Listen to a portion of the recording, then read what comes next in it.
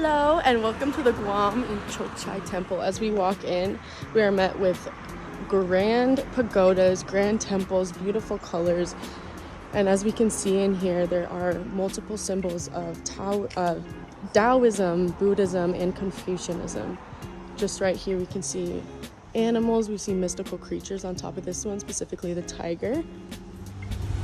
We have the pagoda. Let's go see.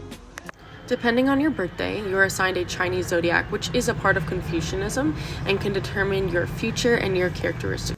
As we're looking at this pagoda, there's a lot of different religions being portrayed here and a lot of different pieces from each, but specifically focusing on the slats on these roof, we see green and yellow, which are very prominent colors in Confucianism. And we also see the roof slightly tilted upwards, and this is because it's meant to ward off evil. This is just one part of the Confucianism architecture that is so astounding. Respect for elders and respect for parents is very important in the Eastern and Asian religions. And these are places that people can give respect to these deities and Buddha. Next, we're moving on to a portion of Taoism, which includes a lot of mystical creatures, as you can see on the top of this building. Let me zoom in for you. We have the tiger, dragons over there. We have a phoenix, which is a very prominent symbol in the Taoism religion. The phoenix helps to represent good people. The phoenix will stay around if you're so-called a good person. It's a very mystical creature, but it holds a lot of power in the Taoism religion. We are going into the butt of the tiger.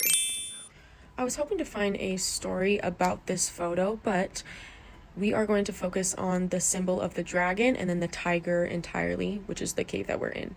So the dragon and the tiger do represent yin and yang, which is a part of Confucianism, but also feeds into Taoism. As you can see, we're seeing a lot of mystical creatures in this cave, but specifically the dragon represents power and specifically of the emperor. It seems like there's a story behind that one, but I'm not sure. What do you guys think? As you can see here, we have lotus flowers on the top of these pillars, as well as lotus steps going in between into the dragon temple.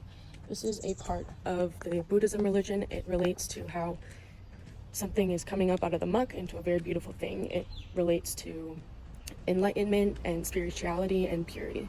All throughout the dragon tunnel, we see Buddhas sitting on these big lotus flowers. This is a symbol of Buddha's pure and enlightened mind, which transcends from the mud and the dirt into a beautiful being. So these lotus flowers, they do grow from the muck and the dirt, and then they grow their strong stems all the way up to break the water and into a beautiful flower.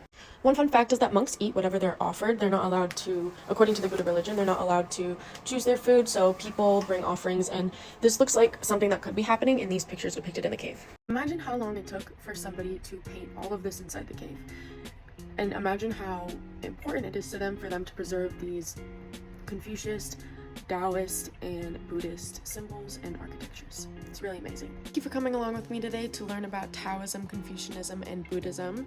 I hope we learned a lot along the way, and I can't wait to see you at the next field trip. Bye!